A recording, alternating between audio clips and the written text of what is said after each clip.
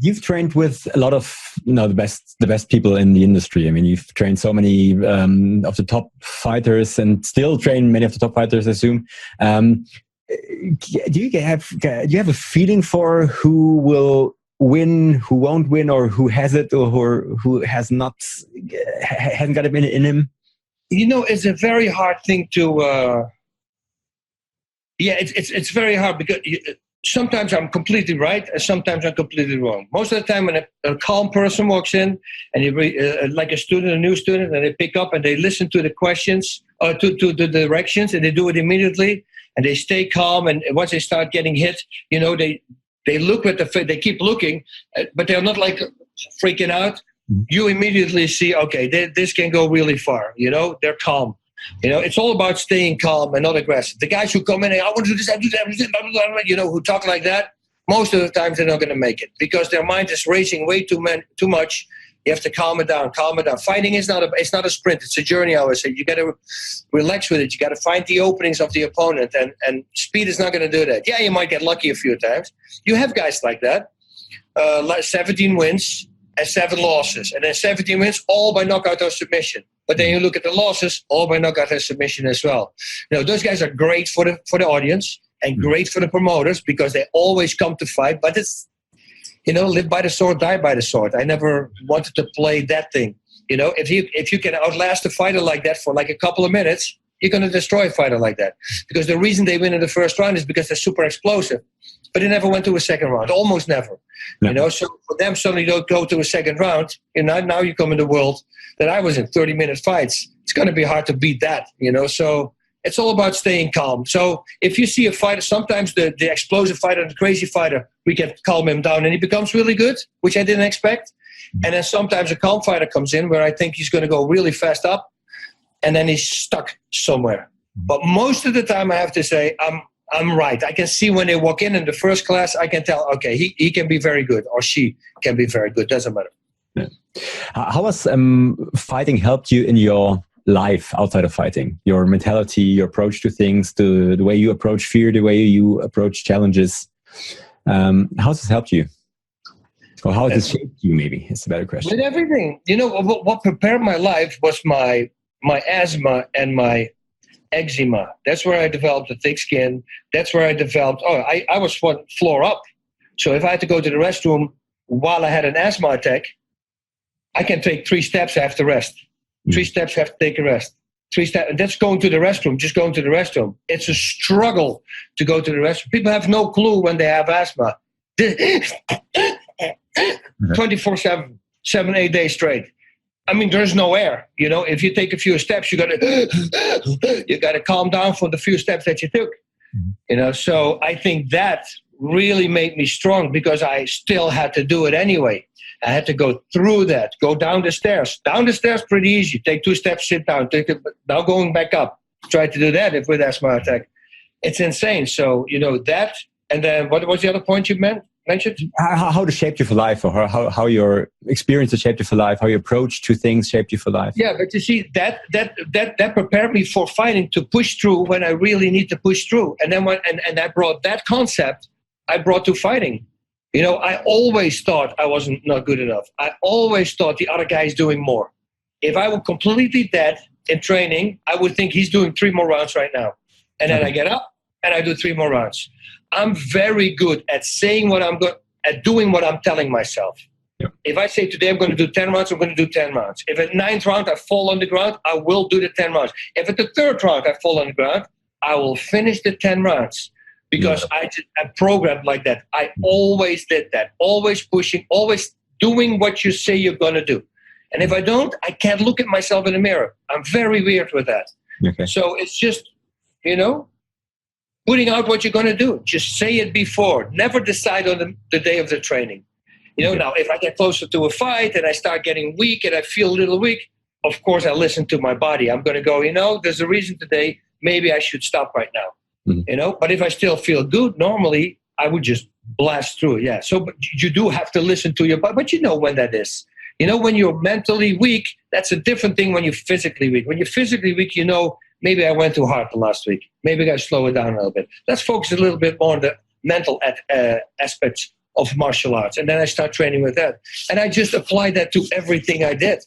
Preparation is the key to everything. It's very simple. The more you prepare, the better it is. People go, oh, but you're acting. Oh, you're looking good, man. Oh, my God, great reviews.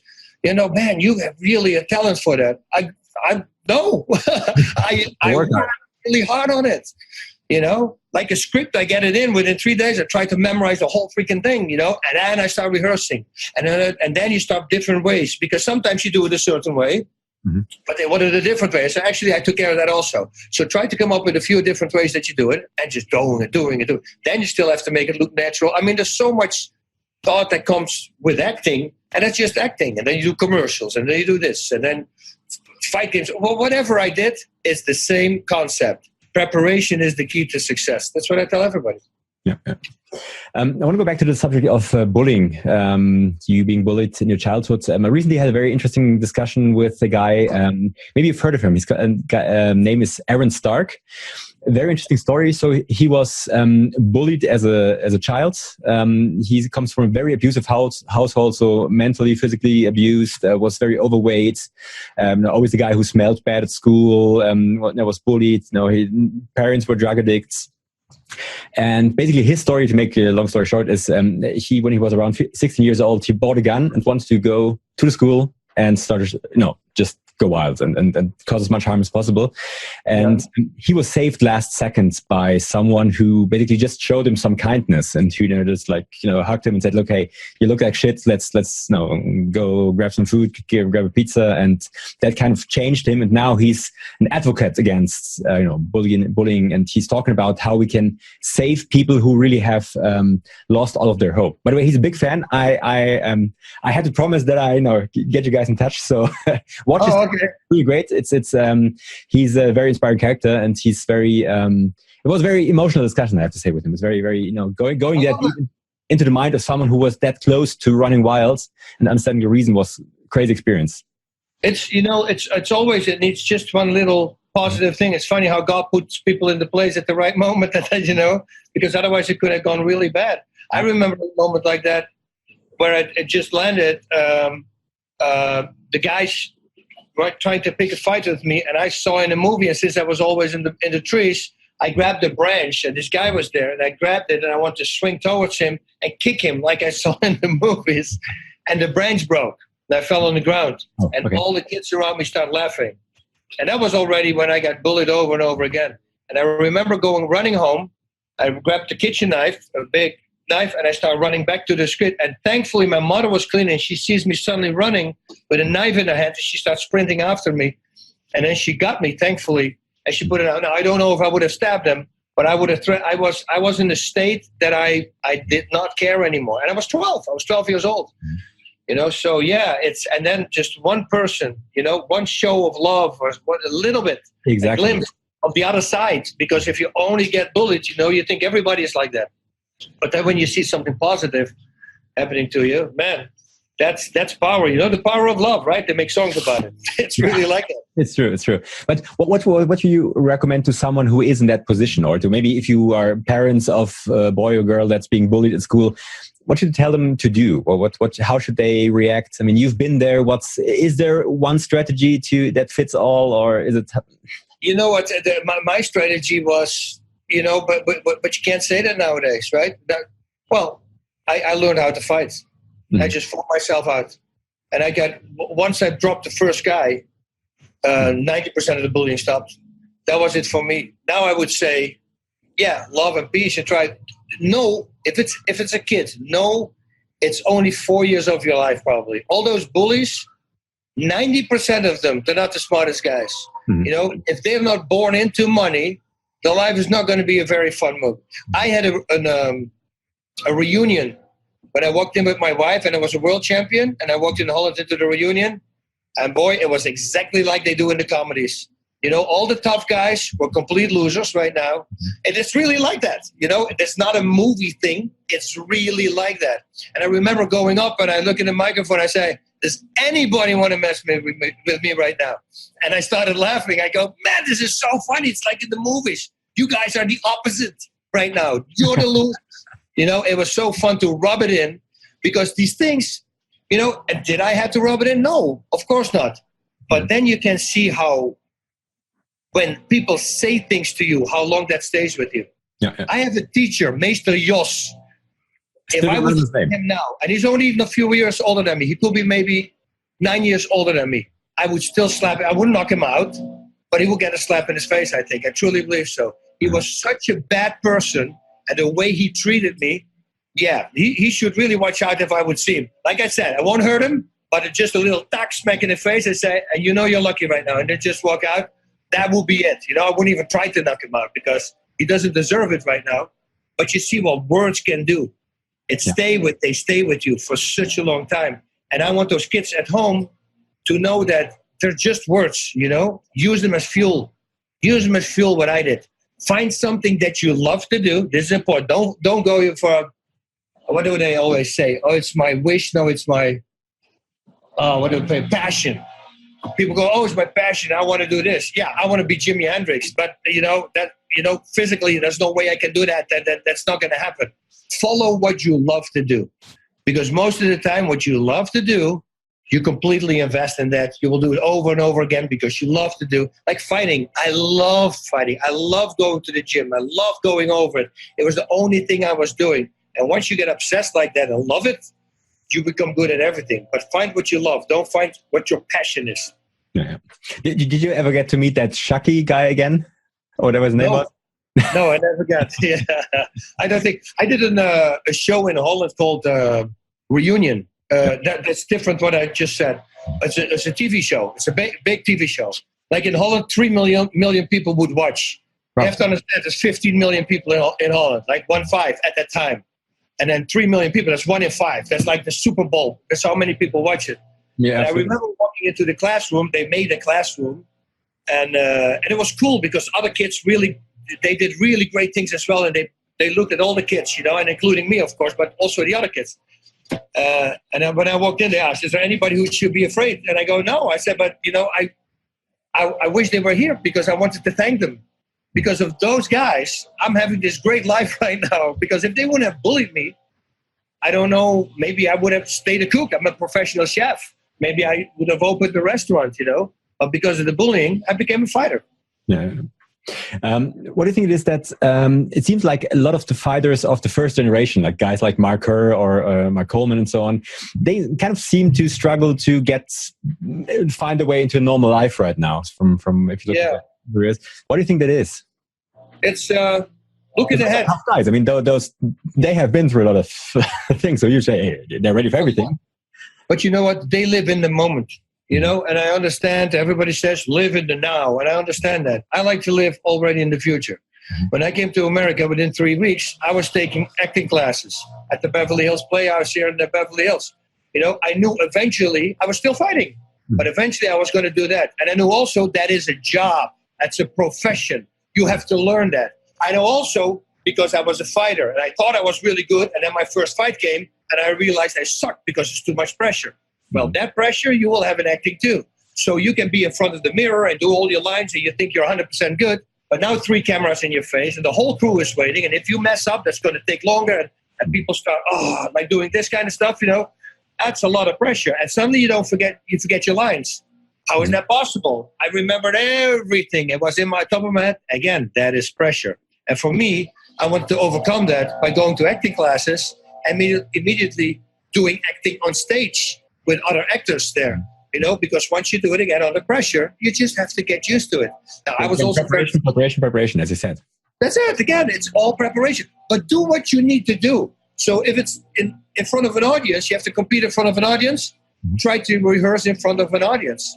Because the difference between not an audience, not having anybody, and an audience, it's a big difference. That's the plank again, what I was talking about. The 1 foot, 20 foot long. Yeah. What would you say to the kids that think they can become the next Mayweather or the next McGregor or whatever? I mean, there are a lot of guys who think, hey, they have it in them and they are training just for that. But I know statistically only so many people can make it to the top.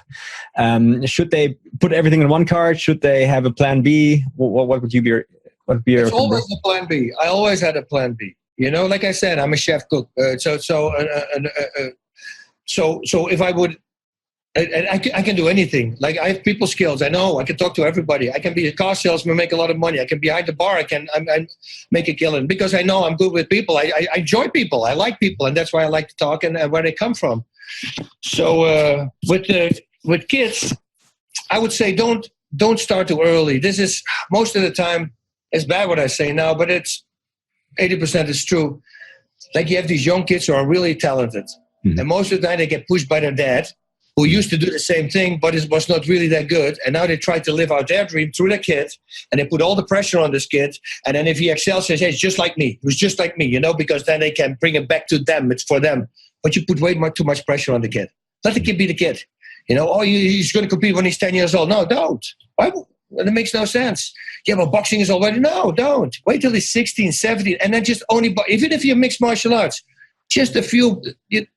You don't want to burn out. But the hard thing is, when you do something over and over again, you start to get burned out. Yeah. You become sensitized to it. It becomes too normal. And fighting is not normal. There needs to be a little bit of fear or a little bit of that, because if you completely relax and absolutely no fear, it's not good for your reflexes. That's why you have those feelings, to make your reflexes better, to be alert. That's why you have that. If you don't have that alert anymore, like all these guys, they say, oh, I'm not afraid of anything. Well, you're an idiot. If something is wrong with you, if you're not afraid of anything, you're stupid. I put a polar bear in front of you. Trust me, I'm very afraid of a polar bear, or any bear for that matter. Snakes, big pythons, I would never mess with, put them around my neck, make a picture. I would never do that. That's asking for trouble. Once they wrap around, you're done. So take the pressure off the kid and just let him do what he wants to do. And to the kid, if he wants to compete, don't start with competing. The great thing in mixed martial arts is, for instance, if they pick mixed martial arts, you can let them do judo or Brazilian jiu-jitsu tournaments, or just wrestling. You can separate it. And then once he's 18, let him a few boxing matches, amateur boxing, slowly but surely. You get the strongest. I was the strongest from 30 till 33, 34. I was insanely strong. Like, I would do 9-1 on pull-ups.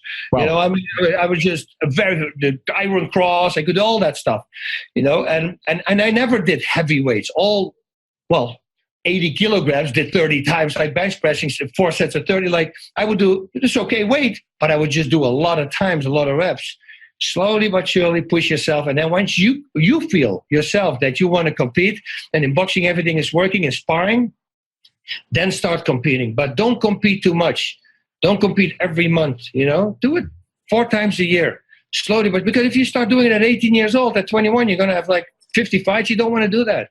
Yeah. Wait for it. Because your strongest years are going to come, I'm telling you, when you're around 30 years old. That's why you're the smartest, and that's where everything really comes together. Pretty much Christ's age when he passed away, 33, I would say. Okay. You have 3 daughters, right? Yes, and a grandson. And a grandson. Congratulations! Yeah. So what kind of dad is Bas Rutten? What you see is what you get with me. What you see right now, this is exactly how I'm at home. I might sometimes be a little laying relaxed, but with the kids, it's always fun. It's always laughing. This morning already, we were laughing. I get up early now because I want to get used to the East Coast time. And on Thursday, I go to the East Coast. So I get up here at 6 o'clock, 5:45 a.m. And then I cook for my daughter, who goes to school at 6 already. Mm-hmm. So I make her some healthy food, because most of the time she doesn't eat. But I give her this special drink that I have with its all nutrition, and there's like cashews in, but I grind them, and so she's got carbs and she's got everything that she needs in it. And then I make an omelet or something for her as well. And then I start my day, my routine, the stretching routine. I do everything that I do. I pray a lot. I like to go into the zone and calm down. And then the day starts. 3 hours later. 3 hours later, I put my social media on. So I watch. Very careful, but everything in the house, it's always laughing. My other daughter, my middle daughter, so to say, 21-year-old, she took the first Brazilian jiu-jitsu class yesterday. And I was kind of hoping that she would really love it. And she came back and she loves it. And which is hard, because the first time, you have no clue what you're doing. It's people can just do with you whatever they want. But, she says, no, I want to go back. And today she's going to start training again. So, there's a lot of laughing here. There's a lot of messing with people. We do that too, especially my youngest daughter. My poor wife, oh man, she would shock her the whole time, like wait outside the restroom. My wife comes out, "Wah!" And then she would film it, to see her expression. And my wife, poor wife, she falls for it every single time. Like my daughters do it to me, and there's no reaction, so they stop. And I tell my wife, I say, don't react that big, because they keep on doing it, But she can't help it. She has to do it. So yeah, she gets bothered a lot, but it's all in fun and games. Okay. And your son-in-law, if you have a grandkid already, then your son-in-law must have been shit scared of you, Bas Rutten. So no, he loves it. My daughter was my oldest daughter. He lives in Holland with my oldest daughter. She's 28. She lives over there, and she was actually texting me yesterday, and she said, where's Opa Bas? That's what he was asking. Where's Opa Bas? Where's Opa Bas? He says, hey, Scott is asking. Scott is his name, asking about you. I said, well, you're in luck. In a couple of weeks, we're coming to Holland. But we kept it quiet, so we're going to come visit. So that was a nice thing to say, because they last time he was I went back to the airport, and I was at the airport, and I got a picture from my grandson. They have a big screen TV, and they were playing the movie Here Comes the Boom, and where I was one of the four leads. And there's a part where he walked over and he puts his hand against the TV on me. And my daughter made a picture of it. It's so cute, She sent it to me. I go, that is cool stuff. So, yeah, he's a natural heavyweight. I truly believe he's going to be heavyweight champ. My daughter already started, no, Dad, he's going to be a lawyer. It's too early. It's too early, yeah. Yeah. I said, we'll decide that later. Don't worry about it. Oh, great. Has there ever been a time where you struggled in your life? I mean, you've been very successful. You've reached the top in many areas. Well, listen, and everybody has their things. Every single person on the planet. For me, it was also once work starts slowing down. Once you, as a fighter, you stop. It's an incredible high when you win. If you knock somebody out, most of the time with me, it was a combination I worked on, and to see that come to fruition, that's like, whoa. That's really cool. On a certain submission, you win them. And it's like such a high that you have when you win. And once they take that away, and you don't have anything to replace that with, like, for instance, Pat Miletich, he's very smart about it. He's chasing tornadoes now, right away when he stopped fighting, because he knew he was going to have that problem. Okay. Other guys, they start, like with me happened, drinking. You start to drink. But I see things of myself pretty fast. And I go, well, pretty fast, took a few years.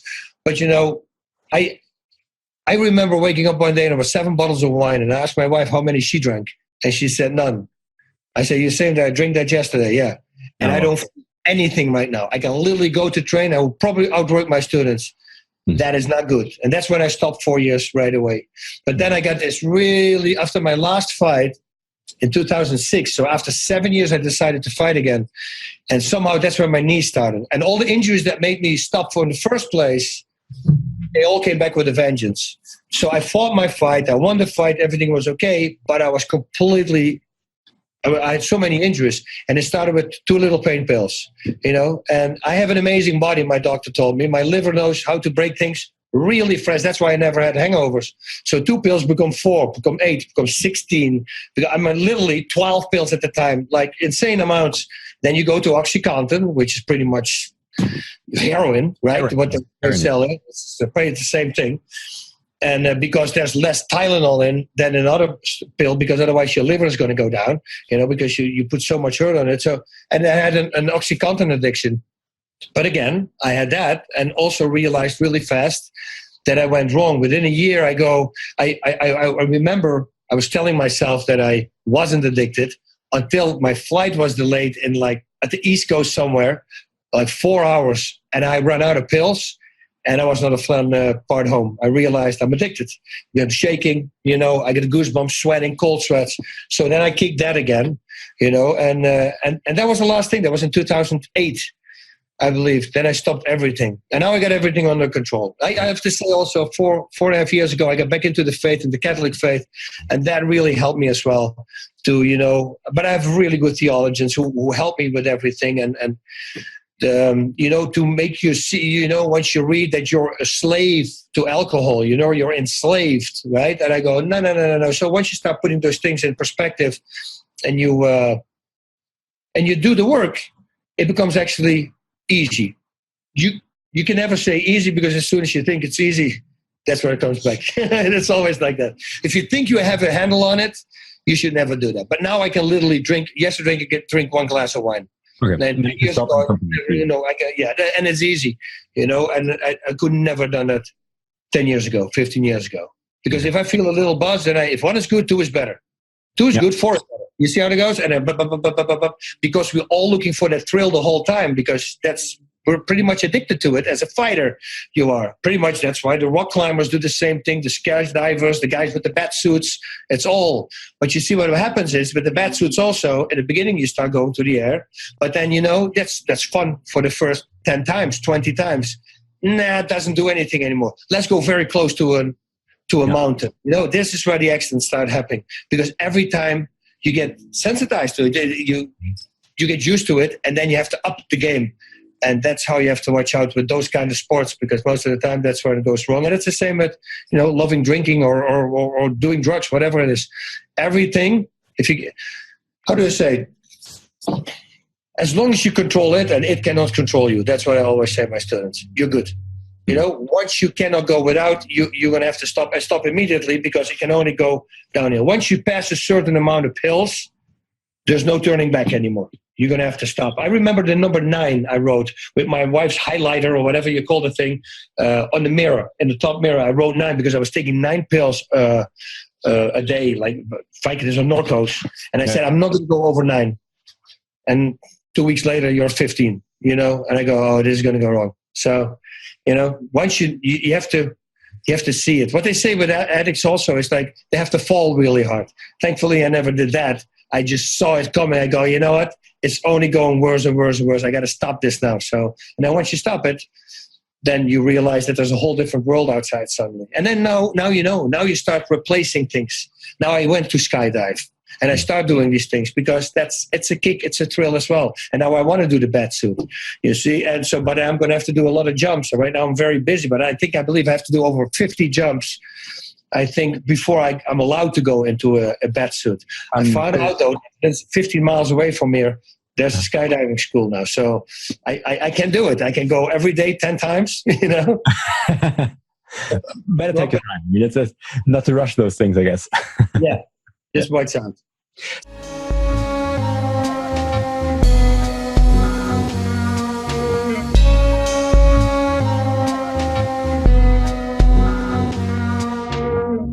Here comes the sunshine and burns away clouds like they never were.